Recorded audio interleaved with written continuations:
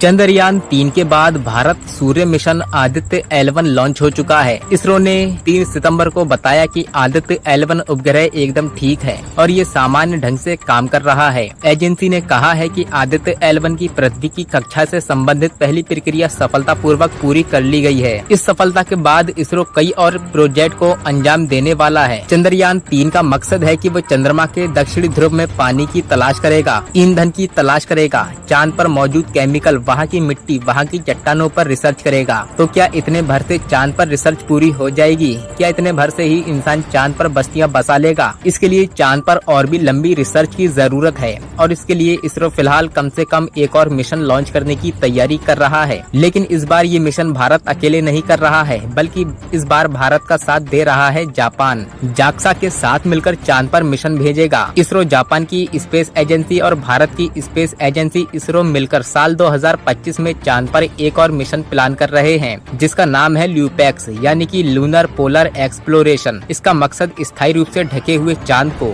ध्रुव के बारे में जानकारी हासिल करना है। ये मिशन चंद्रयान 2 और चंद्रयान 3 की तुलना में और ज्यादा मुश्किल होने वाला है। चांद पर स्टेशन बनाना चाहता है इसरो। इसके अलावा इस मिशन की सबसे बड़ी चुनौती ये है कि इस मिशन के जरिए चांद पर एक ऐसी जगह की तलाश करनी है जहाँ पर एक स्टेशन बनाया जा सके। अभी फिलहाल अंतरिक्ष में सिर्फ एक ही स्टेशन है और वो है इंटरनेशनल स्पेस स्टेशन। चांद पर इसी तरह का एक स्टेशन भारत भी बनाना चाहता है ताकि वहाँ इंसानों के भी रुकने की सुविधा हो सके। ऐसे में इसके लिए सबसे जरूरी है कि चांद पर इस तरह जगह तलाशना और भारत का अगला मिशन यही होने वाला है, जिसमें जापान भी मदद कर रहा है। मिशन के लिए लॉन्च व्हीकल और रोवर जापान देगा तो इसका लैंडर भारत का इसरो बनाएगा। भारत जो भी सैटेलाइट लॉन्च करता है वो वापस नहीं आता है। सैटेलाइट जाते हैं, अपना काम करते हैं और फिर अंतरिक्ष में ही दफन हो जाते हैं। लेकिन अब भारत की कोशिश ये है कि वो जो भी सैटेलाइट लॉन्च करे वो वापस धरती पर लौट सके। चंद्रयान 1 के मिशन डायरेक्टर रहे एम अन्नादुरई का कहना था कि अगर चंद्रयान 2 की सॉफ्ट लैंडिंग हो गई होती तो फिर चंद्रयान 3 का मकसद रिटर्न मिशन ही होता। चंद्रयान 3 धरती पर नहीं लौटेगा, लैंडर रोवर सब चांद पर ही रह जाएंगे। लेकिन अगर चंद्रयान 2 ने ये काम कर दिया होता तो फिर भारत चंद्रयान 3 को चांद पर भेजता भी